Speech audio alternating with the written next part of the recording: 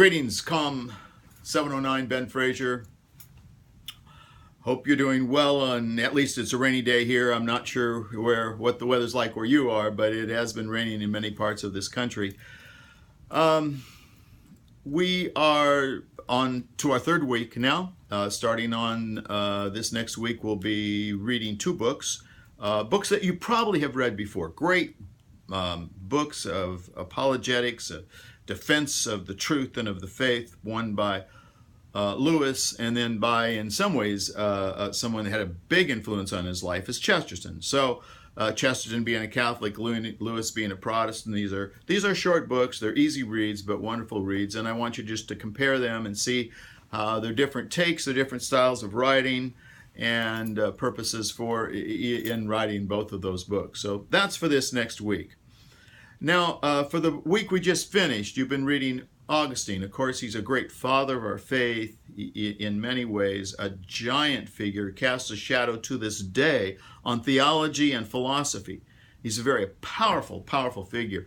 The book, Confessions, I hope you understand, it's so honest. For a book that old, you kind of wonder how, he had this mistress, and then he had these other kinds of issues sexually, and, here is this great giant of a figure of faith, and yet in his early years he was anything but a saint, and he was very honest about that and how he had to come back to faith much through the prayers of his mother.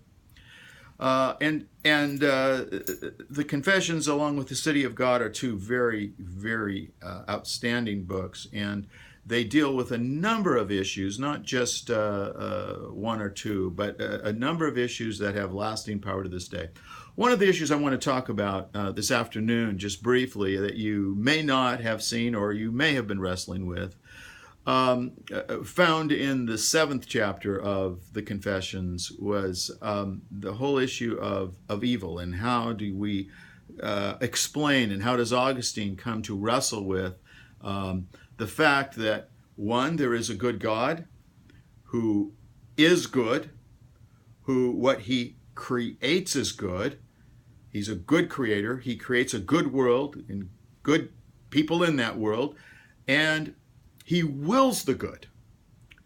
So if God is good, God is supreme above all things, above all powers, above all beings, and he wants good, he wills good, and yet one of the things we know when we look at the world is that there is this thing we call evil. Where did it come from? How do we wrestle with it?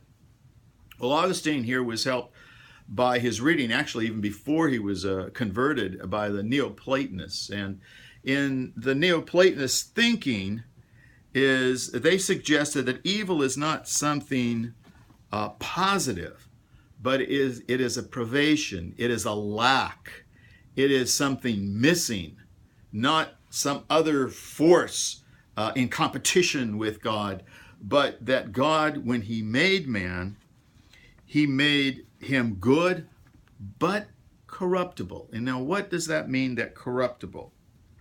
It means that if you could use an example, if you wanted to see darkness, what are you seeing? You're seeing the absence of light. You can't actually see darkness. Another example is, if you wanted to hear silence, what are you hearing? You're hearing the absence of sound. You're not hearing a new sound. Sound of silence. Doesn't have a sound. Simon and Garfunkel, sorry. So what evil is the absence of good. God is good. He's a good force in all of creation. What he made was good, but he also made it in such a way that it could be corruptible, that it could will or choose to absent itself in part from the good that God has made. And if you want to see particularly where he talks about this, I would suggest looking at page 124. He says, therefore, either corruption does not harm, which cannot be, or which we are wholly certain, that all things are corrupted suffer privation of some good. And so if they were to be deprived of all good, he would say they would not even exist.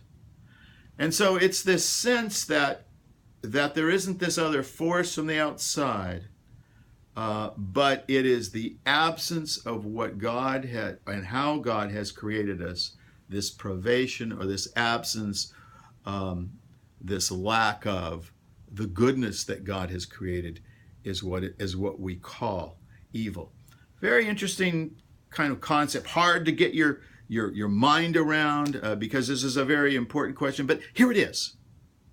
All those many years ago, in the Confessions that Augustine is writing, this gentleman, scholar, great thinker from Africa, powerful intellectual man, teaching us.